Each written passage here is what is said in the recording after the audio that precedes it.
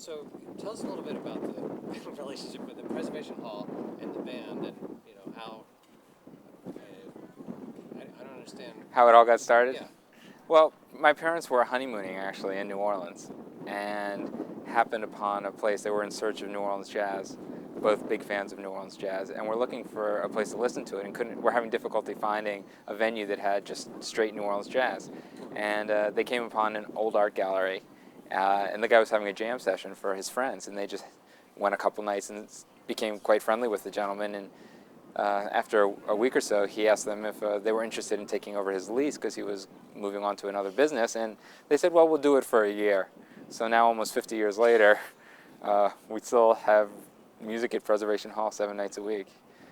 So is the band sort of and the hall dedicated to preserving a certain kind of music?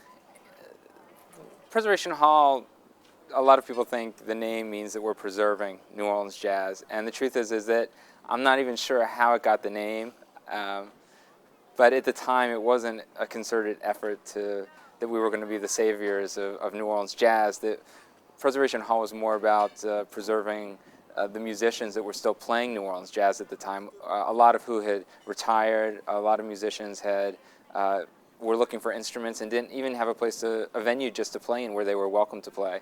And that's how when I think of the name. And of course, we're still playing the style of music, so in some ways we have preserved the music. But when I think of preserves, I think of something that is unchanged and a little stale, and preservationist societies. And if anything, the music is more alive today than it ever has been. And it's a way of life in New Orleans, our music. Tell us a little bit about that Caledonia tune. It's a very lively one. Seems to get everybody involved. Yeah. Well, the song Caledonia is an old blues, a song that's been in New Orleans for God knows how many years. I mean, it became popular probably sometime in the 40s or 50s, but was around long before that, and is a story about a guy and his girlfriend Caledonia. And it's a dance song, and it's what we call a jump song. It's a boogie woogie, and it has a boogie woogie beat that you can dance to. And New Orleans music has always been dance music. And people say if it's too slow to walk to or too fast to dance to, then it can't be New Orleans jazz. That's a good line. I like that. And how did it go over here today with this Newport audience? We never know.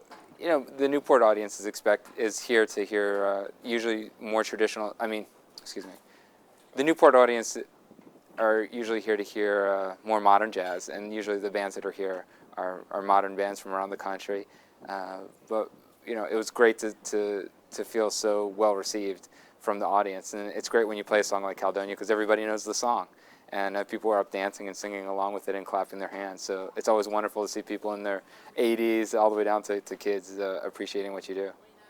You have a lot of members of the Preservation Hall ensemble, and how do you determine who goes on the road for which shows, or who gets the touring, or how does that process come about? The Preservation Hall bands have gone through several different evolutions over the years, and the members of the band are usually people who have come up as underneath other musicians in New Orleans. Our trumpet player, his father was a great New Orleans trumpet player and was around music his whole life, and our trombone player, Lucien Barbrin, is from one of the great New Orleans jazz families. His uncle used to play with Louis Armstrong, and all of us have a story about our families and how we're involved in music.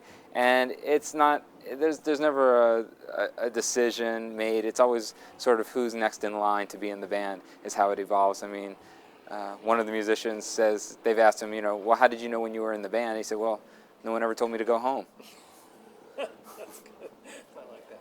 How about the banjo player? What can you tell us about him a little bit? Our banjo player, Don Jaffe, is one of the most talented banjo players in the world. I mean, the banjo is just not an instrument that you hear that much of anymore, and a great vocalist and a great entertainer, and is a real valuable asset to the heritage of New Orleans music, being able to carrying on a tradition that is slowly disappearing.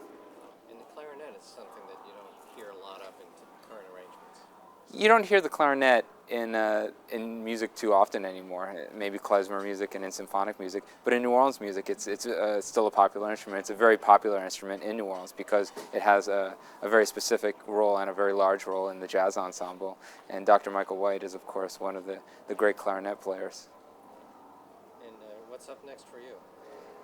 Well, the band is continuing to tour. We have a few more dates, and then later this week I'm getting married. So I'm actually heading off to North Dakota in a couple days, and the band is going to be following me, and looking forward to them. I think I'm looking forward to the giggle I will get seeing them up on horses, riding through the Badlands of North Dakota, and I'll be sure to get you a picture of that because I'm sure the world will definitely get a giggle from that. We will. New Orleans is known for food. Of course. Sure. How's the seafood in Newport compare with the cuisine of? I don't like to compare the New Orleans cuisine to any other cuisine because it is unfair.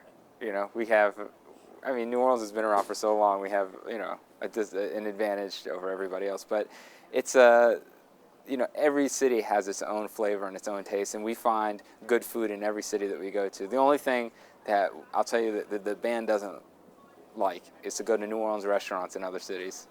I mean, the last thing you want to do is go to New Orleans and have Boston clam chowder. You go to New Orleans to have gumbo, and you go to Boston to have clam chowder, and you come to Newport to have a good time.